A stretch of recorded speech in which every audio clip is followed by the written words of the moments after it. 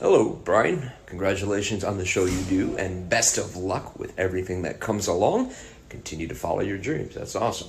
I'm going to make an announcement straight out of Rampage just for your show. Here we go. I'm going to get into announcer mode and welcome you to the WSE Lounge. So here we go. Hi, I'm Justin Roberts, and I want to welcome you to the WSE Lounge hosted by Brian Vaughn.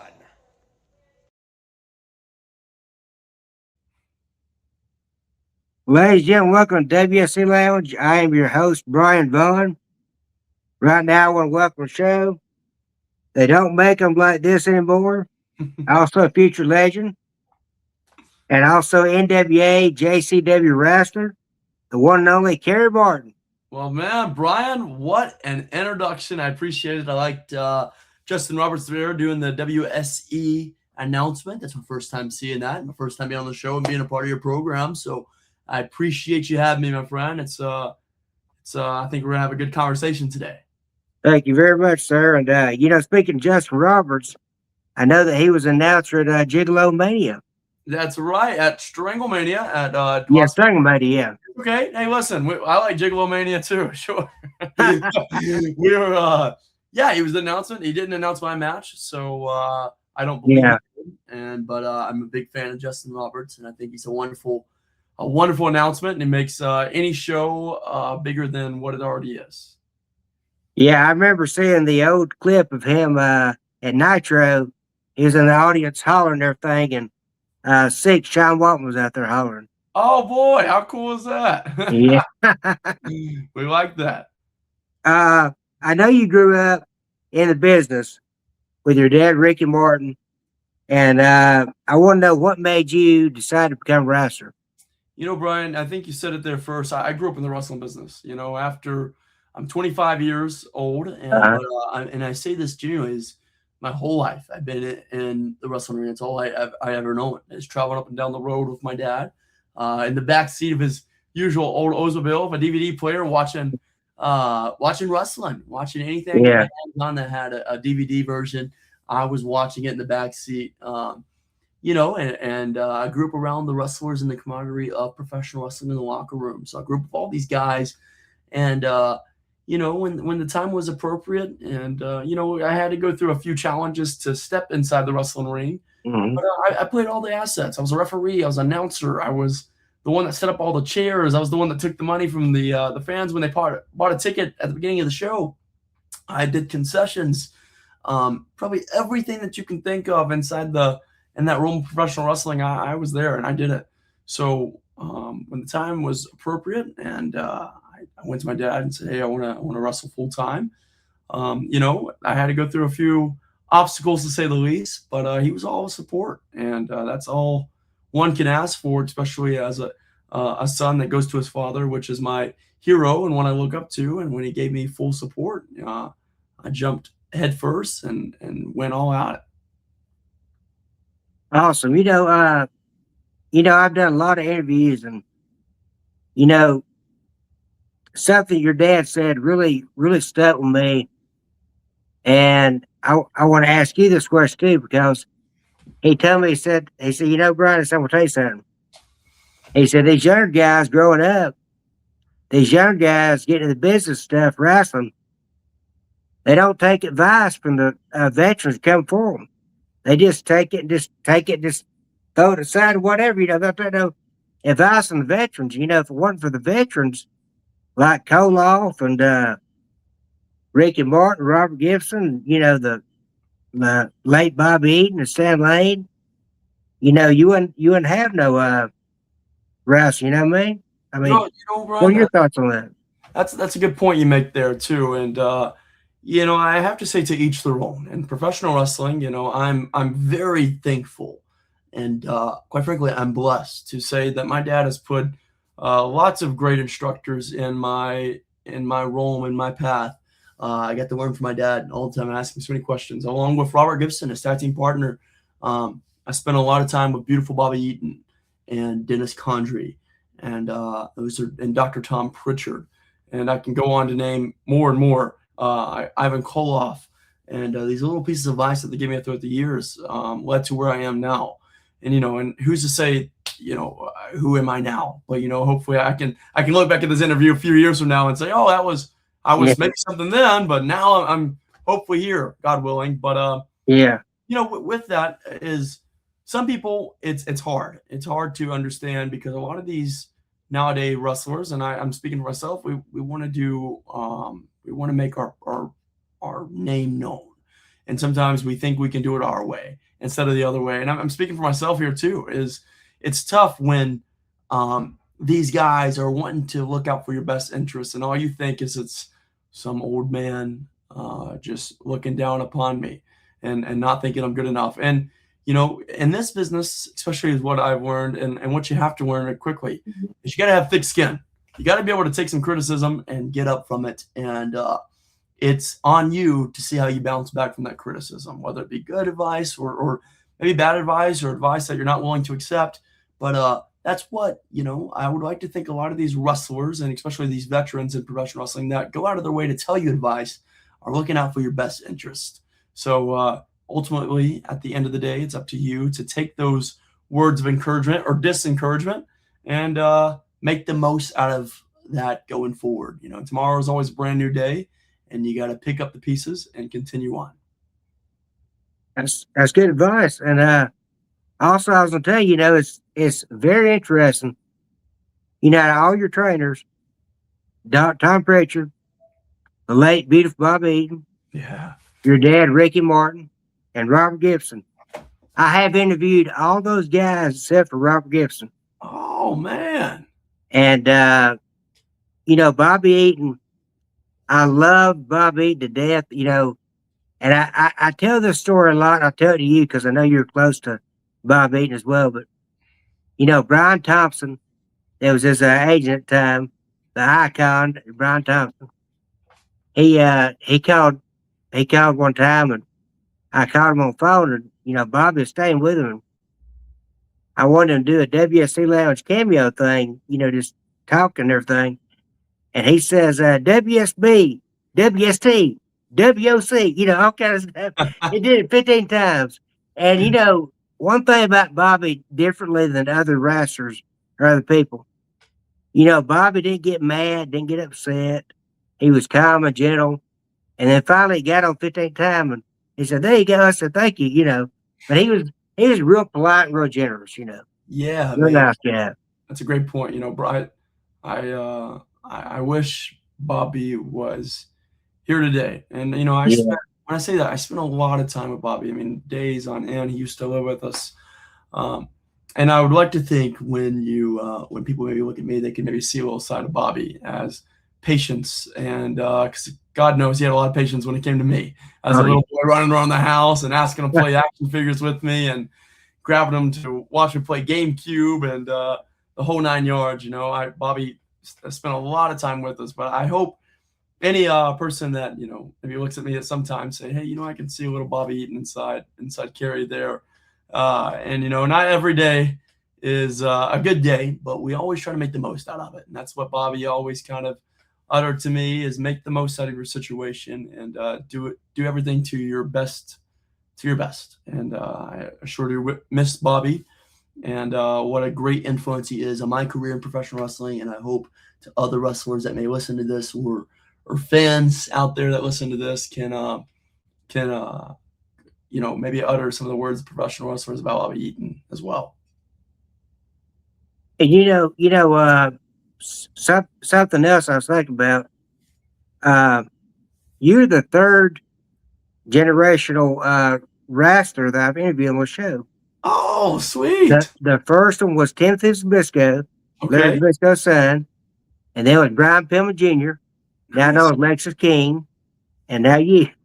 Well, that's awesome, man. That is great to hear. I'm proud to be a third generation wrestler from my grandfather Paul Morton to my father Ricky Morton to now myself. I am got some big shoes to fill, so it's awesome though. I'm proud to carry the Morton lineage on in professional wrestling, and I have some cousins as well that wrestle in the business in near Nashville, and some other family members throughout Tennessee and whatnot that wrestle.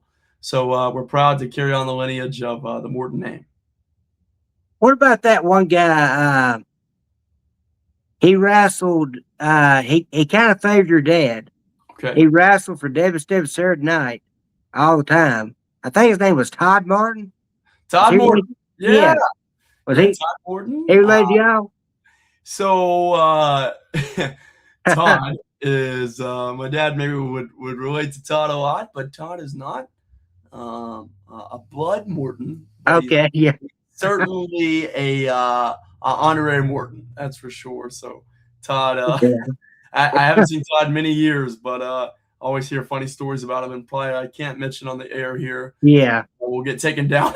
But hear great things, I hear funny things Yeah. about Todd, and so yeah, honorary Morton. That's what Todd is. Okay. Now I wanna ask you now. 6 months ago at ASW Bash at Beckles, Yeah. you wrestled against Brock Anderson, and y'all had your respective dads. You had Arn Anderson. I mean, he had Arn Anderson. You had Ricky Morton. Sure. And I watched that match. Great matchup.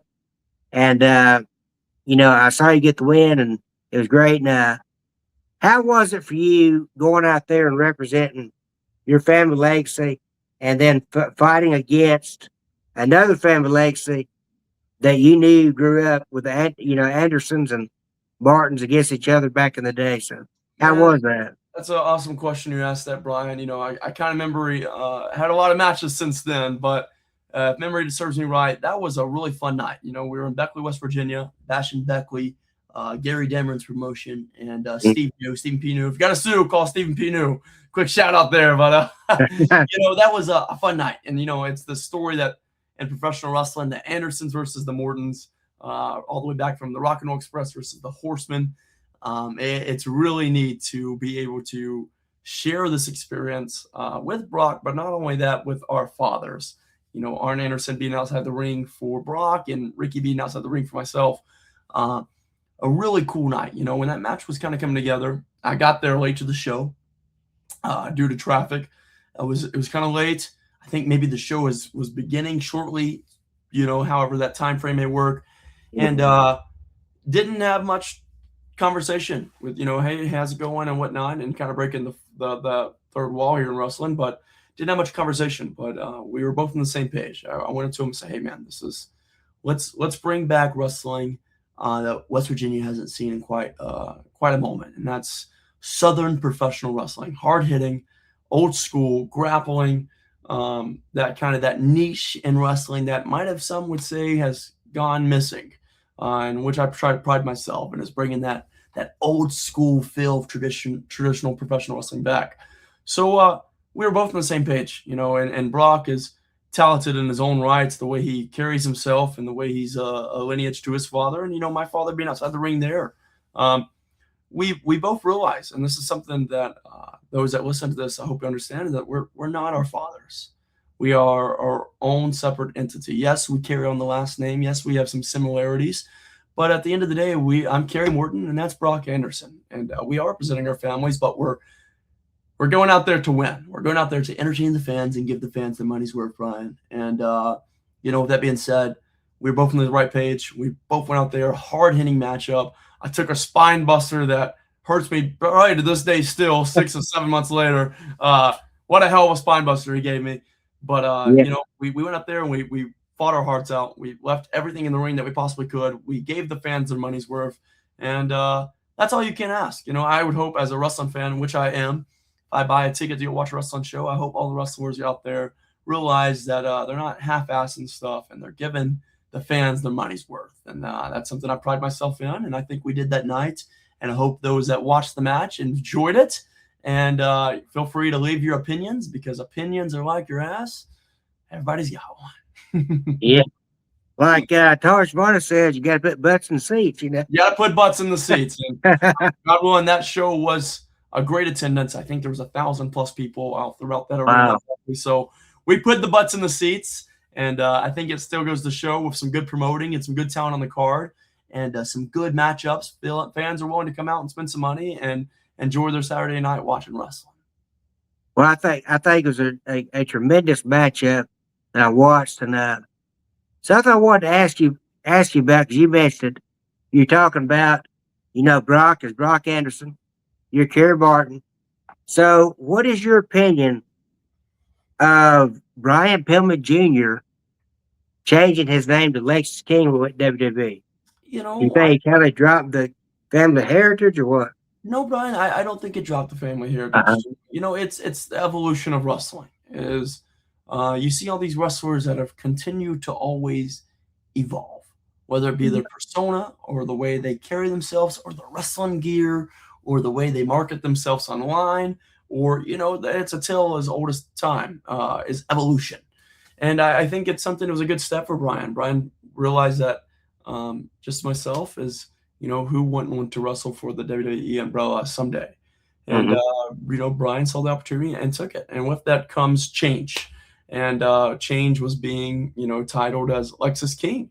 And I think Brian has taken that role and he's trying to make the most out of it. And at the end of the day, you can only do so much with that until the other people are in charge. And so, I'm proud of Brian. I'm proud to be a friend. I talk to him often. Great job. Yeah, we chat with ourselves, and everyone's gonna have an opinion, and which I stated earlier.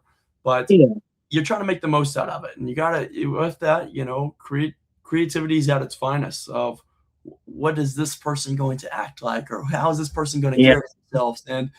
And Brian is, I think right now he's the speed champion for the WWE, and I'm not familiar with that championship all so much, but I saw a picture on his Instagram. So congratulations to winning the belt, Brian, or Blexus, I should say. And I wish him a lot of success in the future. Maybe here in the next couple of years, we'll lock horns again and see where that goes. And that's not my opinion. I just asked you a question. I think it's great.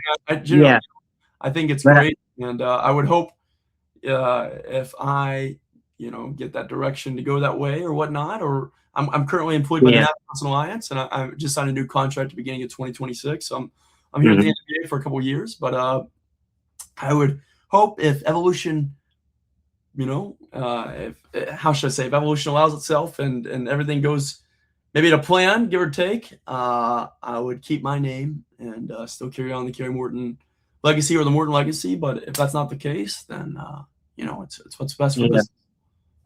So are you currently with? Because I see you on JCW. Yeah. And I don't really watch the NWA product that much. Now, if I'm guessing NWA product, I'm not.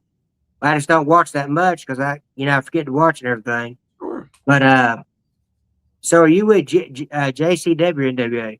So I'm contractually employed by the National Wrestling Alliance, the NWA, in which we have a great partnership with Juggalo Championship Wrestling, JCW Lunacy. I am one of a few wrestlers that get to wrestle for both platforms, and which is awesome. I have a cool boss in WPC, William Patrick Corgan, which is Billy Corgan, the front man of the Smashing Pumpkins and the owner of the National Wrestling Alliance, and Pat Kinney, which is talent relations. They work really well with me and allow me to go work for Violent J and Vince Russo over Juggalo Championship Wrestling. And so I'm on both platforms. I get to make the most out of the opportunities, and more screen time means, eventually more eyes on you. So I think the NWA realizes that, and JCW realizes that. And so it's a good partnership, and I hope we continue to extend that and carry on at both places. Yeah, back in March, I had Vince Russo on here. Oh, killer. Sure did, Russo, that carny bastard, huh? Yeah. Yeah, I see you on JCW getting arguing. Let me ask this. I know that is it what's it called? Triple Mania? Stranglemania. Stranglemania. Yeah. I know Stranglemania, you fought Mickey Knuckles. Oh boy. Oh my goodness. And I saw the match on YouTube because somebody had put on YouTube the whole Stranglemania event. So, but something that kind of piqued my curiosity is if you would fight Mickey Knuckles, do you think you would ever fight Tessa Fletcher? Oh man, that's a tough question there. When Mickey Knuckles, when the match presented itself that Vince Russo be wrestling Mickey Knuckles, I You know, it's kind of one of those battles you got to take what's come. Mickey knows what she's signing herself up for. I know what I'm signing myself up for. And Mickey, to just speak on her, is one tough son of a gun. I mean, Yeah. in good terms, she is tough as nails. Maybe I'd go on to say that she's more tough than me. but I will admit this, that she brought it, a Stringomania, as she always does in every match. I'm proud to wrestle her in that circumstance. And at the end of the day, I'm Kerry Morton, a persona. I hear you get a little bit more up close and personal with me. But Kerry Morton, you see on JCW, maybe not the friendliest guy. He's maybe not the most liked. Maybe some would say that they despise that Kerry Morton, and I can respect that. So that's the role that I play. And Mickey Knuckles is one hard-hitting, tough son of a gun, and so I got to give her credit where credit's due. And who knows? I would love to wrestle Tessa. Tessa is a great competitor. She's very strong over there at TNA right now, and she's doing great things. So, yeah, if the opportunity presents itself, I'll go whoop Tessa Blanchard's ass. Sure. No, I don't mind. I'll whoop her ass, yeah. Well, the thing about it is, you got Tessa Blanchard, Tessa Blanchard's daughter. Woo! You already fought Arn Anderson's son, Brock Anderson, I'll fight them all at this point. I'll wrestle them all, Brian. Go whip Charlotte. Well, you know what? Okay. Now I'll have the whole horseman down there. That'd be a great thing. It'd be funny. It'd be funny too. Maybe those that are listening to it, promoter out there, will book the match in the near future. I won't say no to it. I'll have it in there and whoop Tessa Blanchard's ass and show what's up.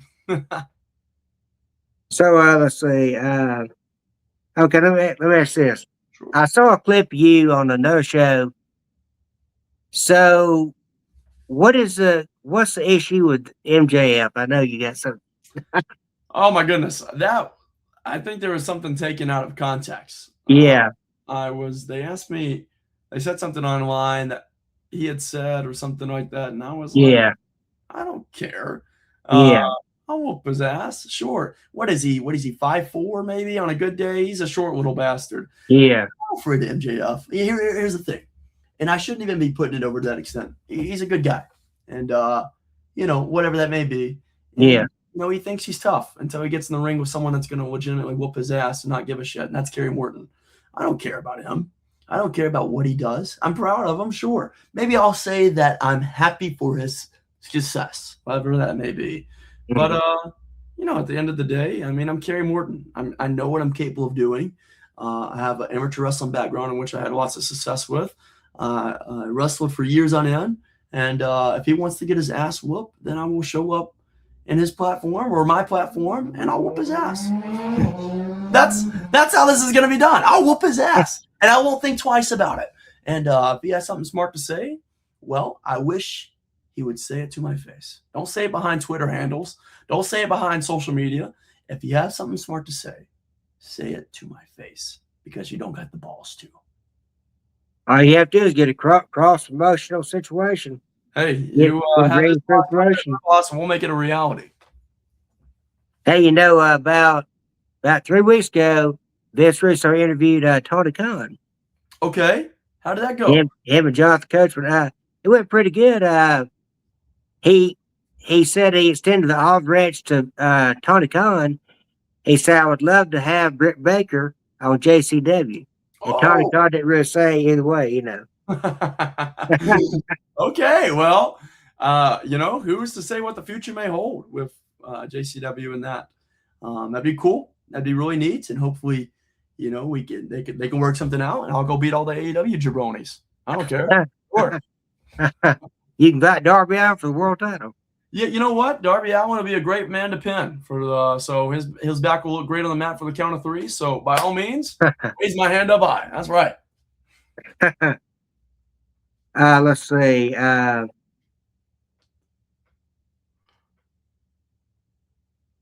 Okay, so do you think they should have the indie show to where on the indie show they have a match where it's a battle royal? Okay. Of all the generational wrestlers, except for the ones that are in WWE or wherever you can't get a hold of them, like Charlie Dempsey or Brian Pillman Jr. Excuse me, what I'm saying, though, do you think they should have one of them and see who the best see who the best generational wrestler is. That's I never thought that far ahead, and I think that battle royal would cost a lot of money. Yeah. I think it'd be a cool idea. I think it's something that that would be a first in, I would say, in professional wrestling, of just having a legitimate lineup of generational wrestlers. And I think it could be really fascinating if those that want to step up and participate and be a part of that. I think, to each their own. But Brian, just as much as I know, who's going to get his hand raised high at the end of that day, and you're talking to him. So The future legend.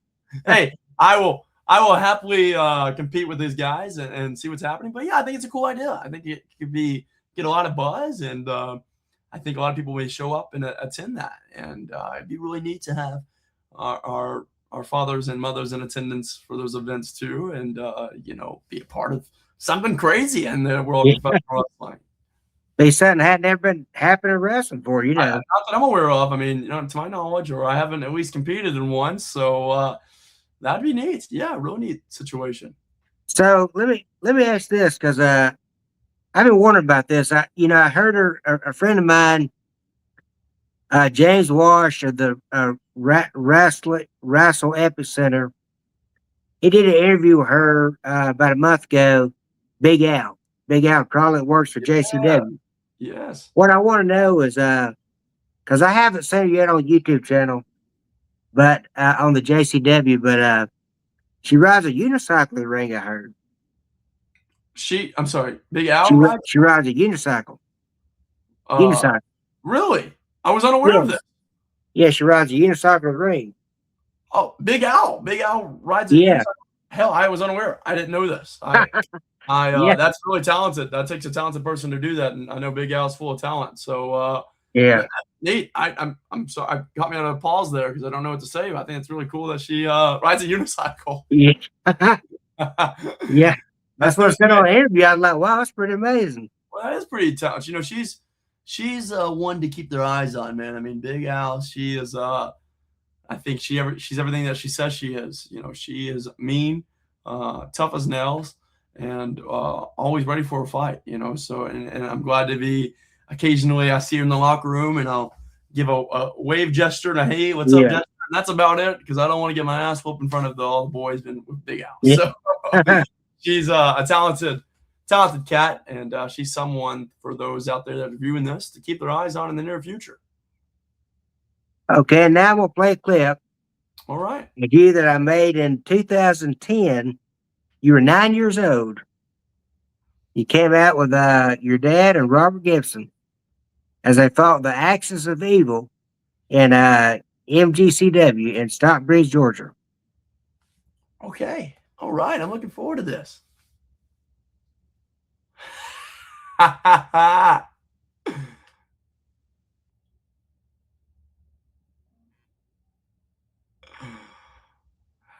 cool.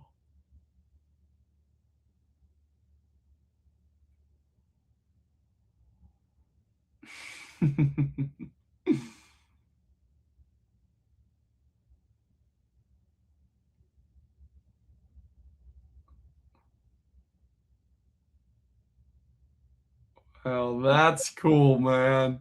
Look at that. Woo! There I'm running around the ring. Oh, I'm in the ring with them. Oh.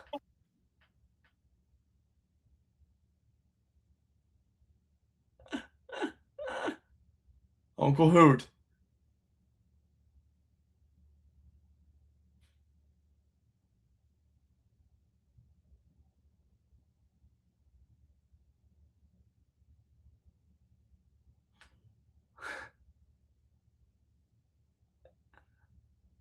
How great, man.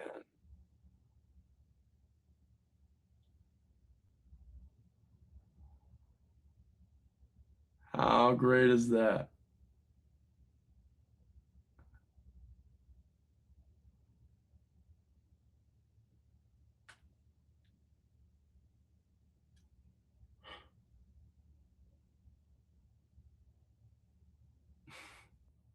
That's awesome. That's the first time for me seeing that. That is Yeah, man, like I said, I'm sorry. go ahead. Go ahead. No, like I said, man, I always wanted to be involved in professional wrestling, and my dad and Uncle Hoot would allow me to go to the ring with them, and I had my little wrestling gear made, and I had my custom little gear made on, and I got to travel the ring with them. So that's really that's very heartfelt, man.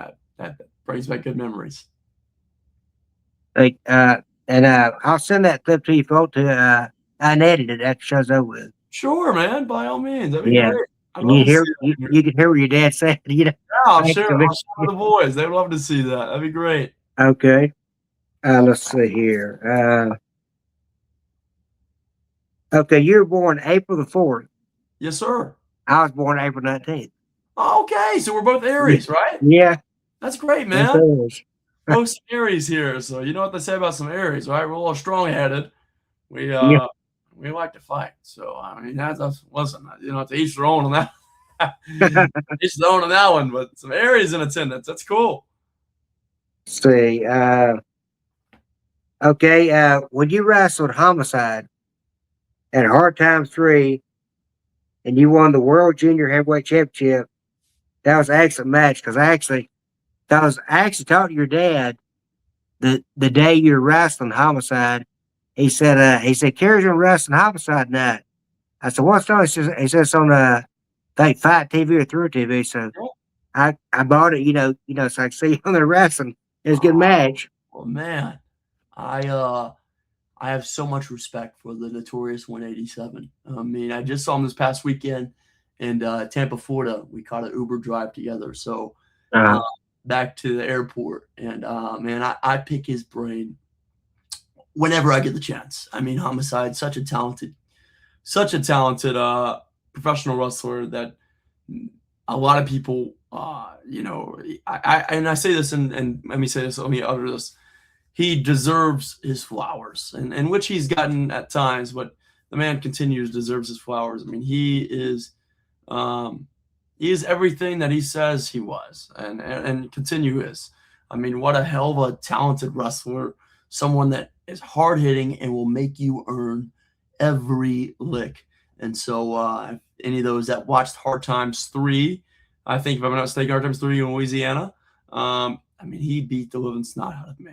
And rightfully so. I took that ass whooping as best as I could, and at the end of that night, my hand was raised, victorious after beating Homicide with his own finishing move, the cutter, and something that was very, very, very strong and a threshold to me. And I cherish that moment forever, sharing the ring with the Notorious 187, and getting that experience to share the ring with them. So, little touch up here thinking about it because, Homicide right now is he just recently retired about a year ago, roughly. But I know that itch is back. And we talked about him wanting to step back in the ring. And I feel for him as right now, there's some things that he's battling right now that he can't.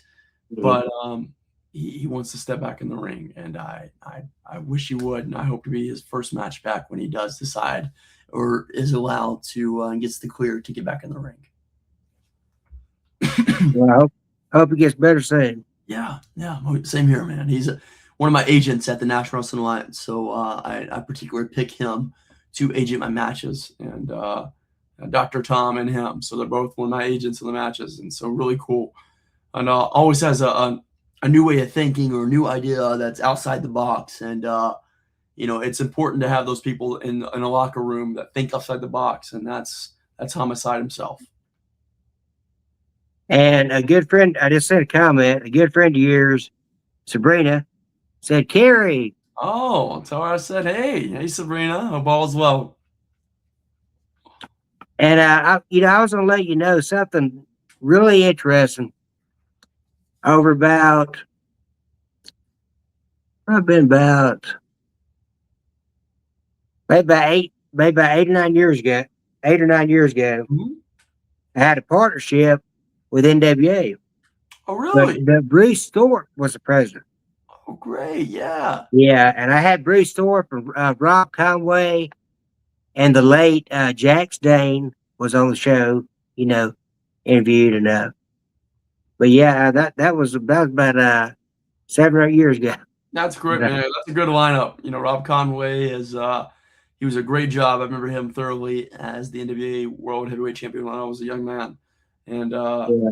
he was awesome. And Jack Stane, rest in peace, rest in paradise. A man that I wish I had got to say that I looked up to him, and I'm sure he knew that.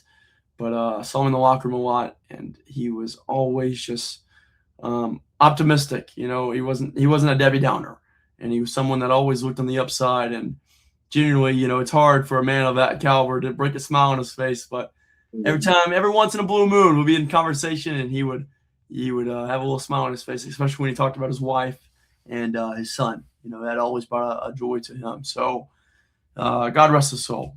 We miss him. We think about him a lot. I know I see a lot of Godzilla shirts that walk around the locker room occasionally, and reminiscence of Jack Stane. And man, what a man, what a family man, and most importantly, what a just a genuine good human being he was. And another guy you was talking about, family man. And I know your dad and Robert have fought him before, the Briscoes. But Jay Briscoe, I remember before he passed, on Instagram there was a video, you probably seen it, him and his daughter doing the Girl Scouts thing, and he was dancing in front of the TV, and Absolutely.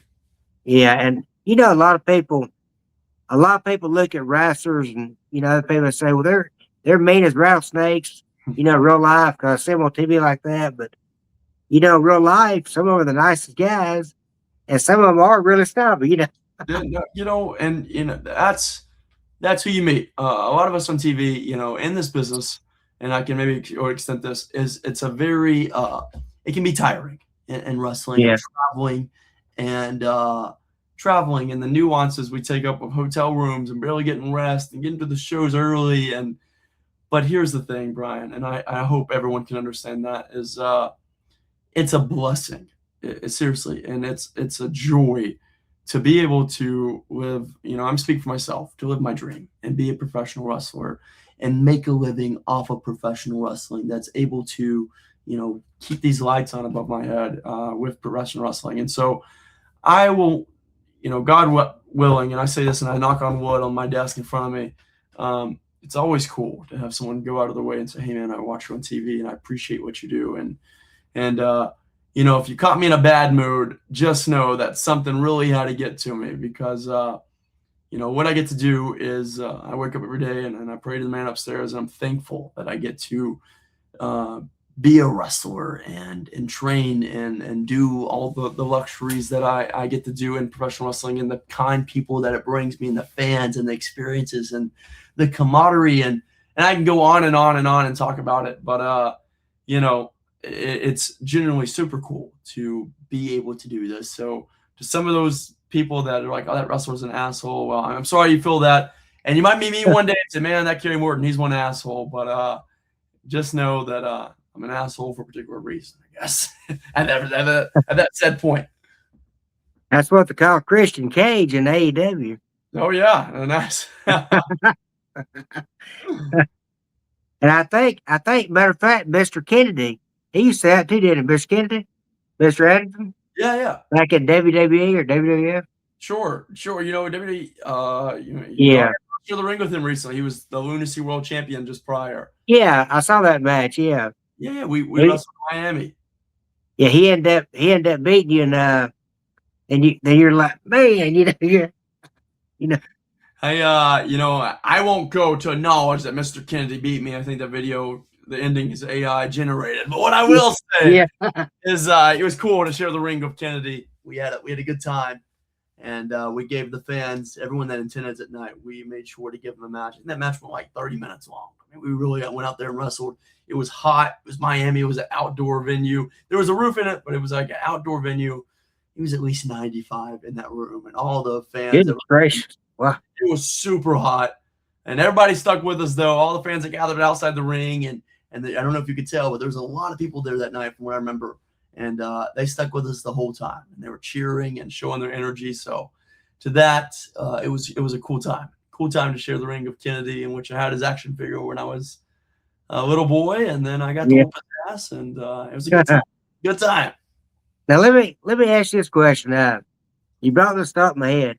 Okay, so what if a wrestler is a diabetic and they're in the ring in like 95-degree weather, and they're in the ring, and what happens if their sugar drops? What do they do then? You know, Brian, each wrestler is going to act different, and Yeah. and you know, I'm trained, and this is why I think you would get the extent of wrestlers and professional wrestlers. Is you got to be professional. You got to act on this situation immediately. I've been in crazy situations where fans have attacked the ring. I've been in situations where wrestlers I've been in the ring with have passed out, got knocked out. Oh wow. Everything. And at a certain point, you've got to be a professional, and you've got to learn how to keep cool under pressure and stay cool under pressure, and not allow it to get to you, not know what to do in those situations. You know, if that were to come and that were to happen, I would like to think that I would take care of it and handle it like a professional, and you know, get the attention off of the said person and let someone in attendance and a paramedic help and put the attention on me.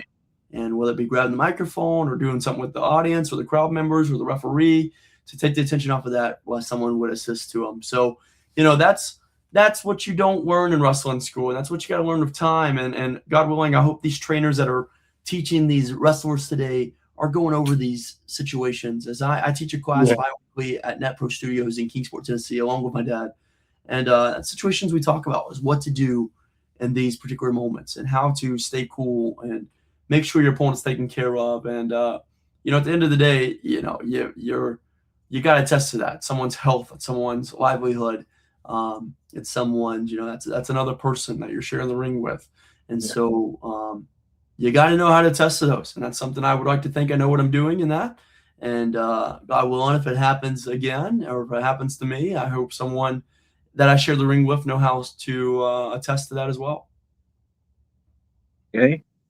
So how did the Southern Six form in the NWA?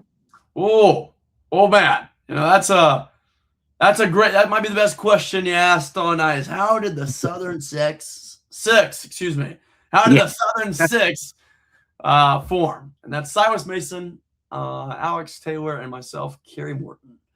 The Southern Six. It started with the boys. It started with, you know, we're all the boys. There's my best friends, Silas and Alex. And so we were in Australia. We were touring with the NWA. We were on a long tour for about a month.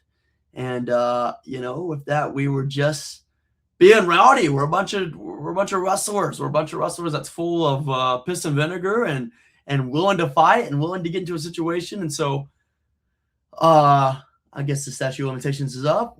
We were at a bar, and Silas had said something to a man had said something to Silas. Silas didn't take a liking to that, and Alex didn't take a liking to that, and myself were all in the situation. And we took some liberties into our own hands and might have got into a crazy, give or take, a fight.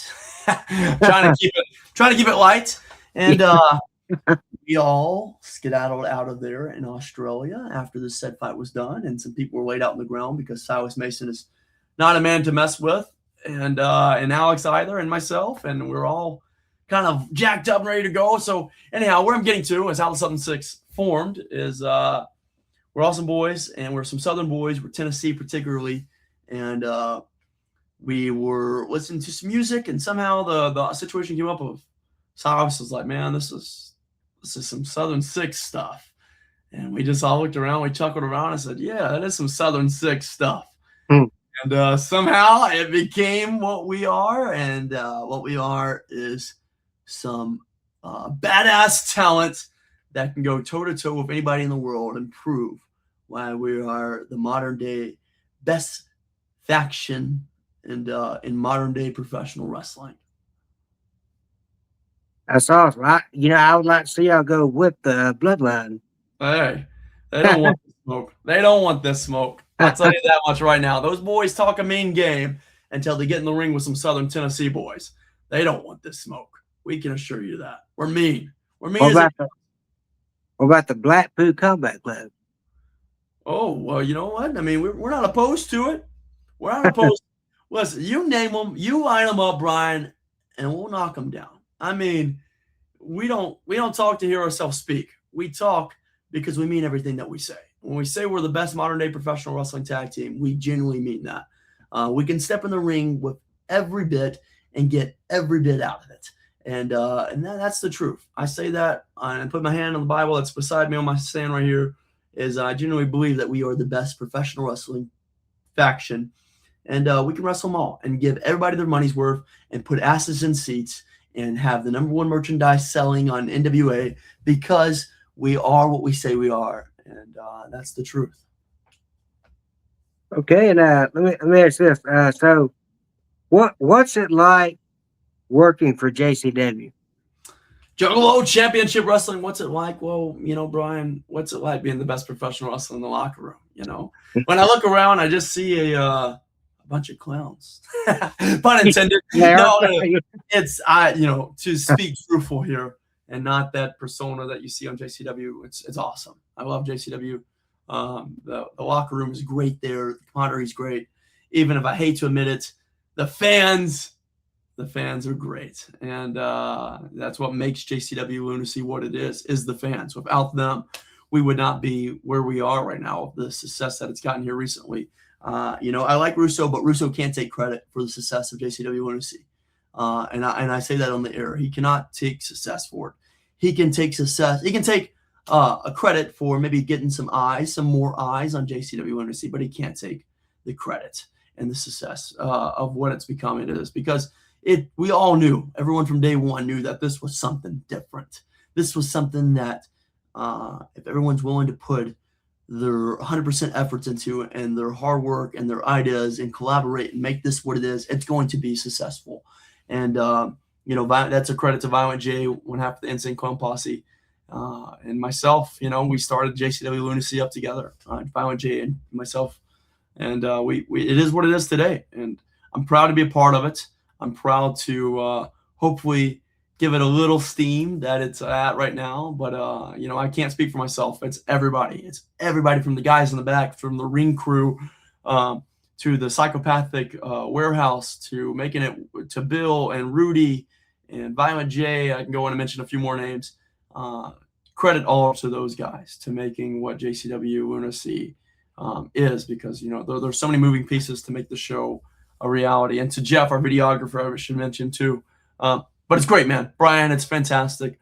And just as it's what it is, man. We're Lunacy. We're a little wild, we're a little crazy, a little chaotic. Yeah, folks, I can go on record say that he's right on they've been wild. You got these two guys that how about they're Walking Dead with James Mitchell, and you got two clowns that come out there doing all kind of crazy stuff. Yeah. And you got Willie Matt doing all kind of crazy moves, and you got Kerry Morton, you got Mr. Anderson, EC3, Oof. You got Mr. Happy with Jasmine Sinclair, ECW days. Oh yeah. You got all that crazy stuff. You got a plethora of talent, man. A plethora of talent. Yeah. Great talent that are getting their break in professional wrestling right now. One I mentioned is Cocaine, which is the persona. Yeah, Cocaine. World champion, current world champion. Yeah. Credit to Caleb Conley. I think he's a great asset to JCW facade. Haley J, Danny Moe. I mean, the Outbreak. Barnabas, Nemeth. Yeah. Now, there's so many good talents that are at the locker room of JCW and makes it what it is today. So we built a really good foundation there, and I think the future just lies in what's next. What's next for us, I can't say, but what I can say right now is we're breaking some records for our show in terms of attendance and people watching. So hopefully there's lots more Lunacy to come in the future. And one thing I want to say is, JCW, it's like Shane Douglas. I love this thing he said. Shane Douglas said, everybody's not like cruiserweights, everybody's not like heavyweights, and all this other stuff. Everybody has their own flavors. And JCW has all kind of different flavors you can sample. and you can see if you like. That's right. I think it's a good You point. know. So many different variety of wrestlers and wrestling and segments and characters and personas, and I can go on and JCW. And I'm glad you took a knowledge of that, Brian. We appreciate you watching, and just know that I think the future's bright. I think the future is more bright than what it has been, and I think the future has lunacy gold around Kerry Morton's waist.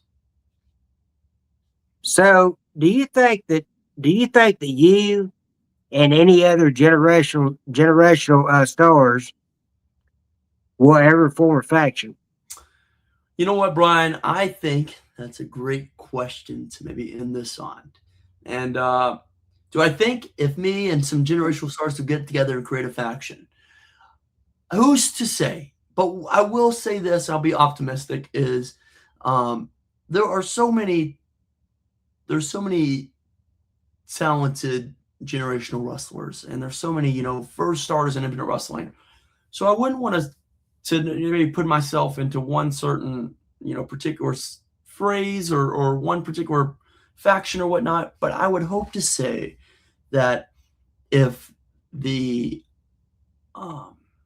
if the interest is there and the willingness to both go in all the way, and obviously you got to enjoy each other's company, so that's got to be something too. And if everyone's willing to work together to make the most out of it, then who's to say that we wouldn't do that? I see something's happening right now in NXT with some generational talents, and I wish them all the luck and all success. I love I love that we're able to hopefully break out the shadows of our fathers and mothers in the professional wrestling business and make the most out of giving it. People say, "Oh, you're so and so's son, you're so and so's daughter. You're handed this." And no, Brian, that's not how this business is. At the end of the day, our parents and grandparents may have opened the door a little for us, but it's up to us to keep our foot inside that door and make the most out of the situations. And to that, Brian, I think that's the wrap of how to end this show, because just as much as you know and I know, they just don't make them like this anymore. That's right. Now, let me ask you 3 other questions. Okay. Okay, sure. One more. Go ahead. Okay. I want to ask you real quick, what was your thoughts on Brody Lee Jr.'s debut match? He's only 14 years old. Man, I was in attendance. I was in attendance in Las Vegas and watching Spring Break, and I thought Brody Lee did a great job, man. Joey Janela, credit to Joey Janela, for having that match. Yeah. For his first match in front of an audience as big as that, I think 1,000+ people were in attendance. He did a wonderful job, and I applaud that young man. I'm glad he got to have that experience. And wrestling Joey, he couldn't have been in there with a better person for his first match. And those guys tore it up. They tore it up, and I didn't see. He looked like he's been in the ring for years on end, and so that just says if he keeps his head on right and keeps a good shoulders, keeps a good head on his shoulders. What I'm trying to say, and I know he has a great support system of his mother and his young brother. So I think he's going to be a great asset in professional wrestling in the near future. So I'm looking forward to seeing him evolve and be what he becomes. So if you had an opportunity, like down the road, to form a next generation Rock and Roll Express, who would you pick as your partner? Who would I pick as my partner? Then I'm going to close the question. All right. I don't know. I like my partner right now. I have a partner named Alex Taylor, Too Hot to Trot. Mm-hmm. Great wrestler out of Nashville, Tennessee. And maybe if we're going to comparison of the new Rock and Roll Express, maybe Alex Taylor. I want to reach out. We won the Crockett Cup together. We won the United States Tag Team Championship together. And I hope we win more and more belts on from there. Well, Kerry, now the floor is yours. If you have anything you'd like to promote, anything like that, be my guest. Well, Brian, I appreciate you for having me on the air today in WSE. For those that are listening that want to follow me on social media, I'm at Real Kerry Morton on Instagram, on X, and on Facebook at Kerry Morton. So go out there, support me. I have a Pro Wrestling Tee store. It always helps when you grab a T-shirt and support one of your favorite wrestlers. So if you haven't already, go check out my shop over there and grab you a new shirt. And we appreciate you enjoying professional wrestling and listening to a 54-minute conversation with Brian and myself. Well, thanks so much for being on, Kerry. I appreciate you, man. I thank you, and I wish you all the luck here at WSE, and I'm looking forward maybe a couple months down the road to coming back again. Okay, that'd be great. Awesome. Thank you. Thank you. Thank Bye-bye. you. Bye-bye.